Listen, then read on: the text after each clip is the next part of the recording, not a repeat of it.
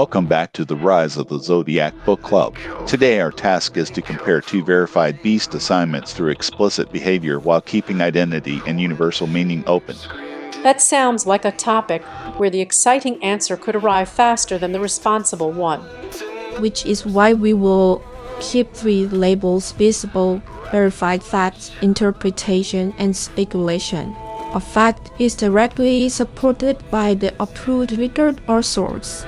An interpretation explains the pattern in that evidence.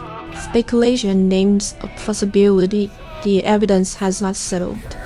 Our working question is, what changes when we compare what observers call the beast with what the figure actually does? We will stay inside the episode's approved spoiler ceiling. We will identify only the evidence needed for the lesson, avoid unapproved endings, and preserve every uncertainty that matters. The archetype index records 10 assignments for the beast with human eyes. That is a verified statement, but it still leaves us with a choice about how much weight to put on it. I'm marking it as fact first. Any claim about meaning goes on a separate line, so confidence cannot leak from the record into the interpretation.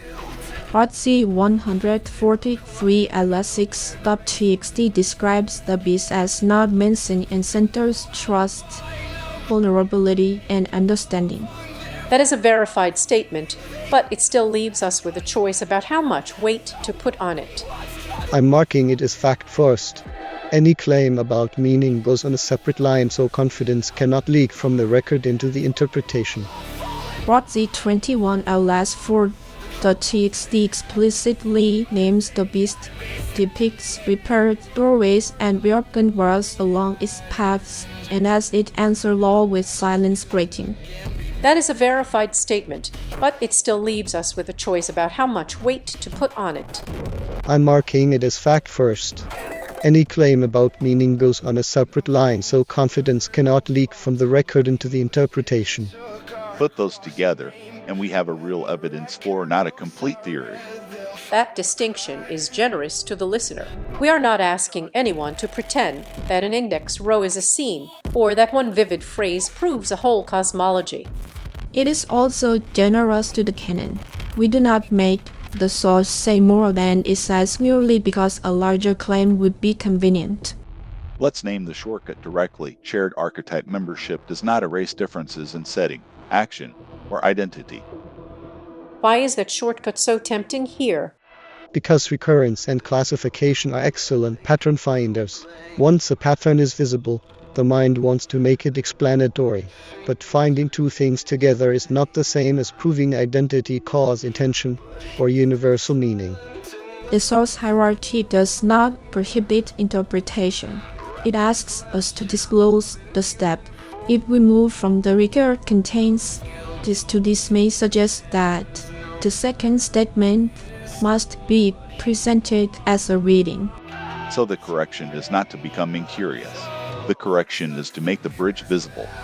And if the bridge is missing, then the claim remains open. We do not fill the gap with confidence. Here is a supported reading labeled as interpretation. The two appearances move the reader from feared exterior toward witnessed action. It is supportable because it stays close to the documented evidence, but it is not promoted to canonical fact. And a reader can challenge it by returning to the same bounded evidence rather than having to accept our authority. Here is a supported reading labeled as interpretation. The contrast makes a viewpoint who calls something a beast more useful than a fixed monster definition. It is supportable because it stays close to the documented evidence, but it is not promoted to canonical fact. And a reader can challenge it by returning to the same bounded evidence rather than having to accept our authority. Notice that the two readings can coexist without becoming a master code. I would draw the board as evidence on the left, reading on the right, and a question in the middle: what exact feature supports this move? If we cannot answer, the reading needs revision. That gives disagreement somewhere productive to go. Instead of arguing about who feels right, we can ask which sentence, action, field, or boundary does the work. Now test the lesson against resistance. Shared archetype membership does not erase differences in setting, action, or identity. That resistance matters because a method that only confirms itself is not analysis. A useful reading must be able to say what would become it. In this case, the limit is clear. The sources do not establish that the two figures are literally one individual. So uncertainty is not a hole in the episode. It is part of the result. Exactly. We have advanced from an unbounded question to a supported lesson, while leaving the unresolved part in its proper place. We should also avoid creator intent claims. Story, behavior, and metadata can support observations about the work. They do not automatically tell us why Dermy made a choice, what private method he used, or which interpretation he prefers. Let's make this reusable. What should a listener do the next time a pattern appears? First, identify the stable object, a file name, passage, index, assignment, date, or artifact record. Second, state only what that object directly establishes. Third, propose a reading with an interpretation label. Fourth, look for a resistant example. Fifth, preserve what remains unknown. And check the spoiler cost before bringing in more stories. Yes, more evidence is not automatically better if it exceeds the approved scope.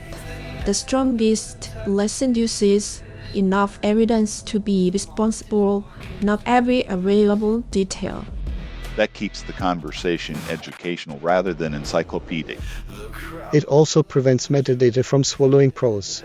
Indexes help us locate and compare. Stories remain the authority for what happens in the stories. I like that the method does not demand agreement. Two people can share the evidence floor and still weigh an interpretation differently, provided they do not relabel preference as fact. What changed between the beginning of this conversation and now? The topic became smaller and stronger. We stopped asking for a total explanation and found a bounded claim the sources can actually carry. We also found the boundary case. That matters because the lesson now tells us where not to use it. And we preserved the unresolved proposition. The sources do not establish that the two figures are literally one individual.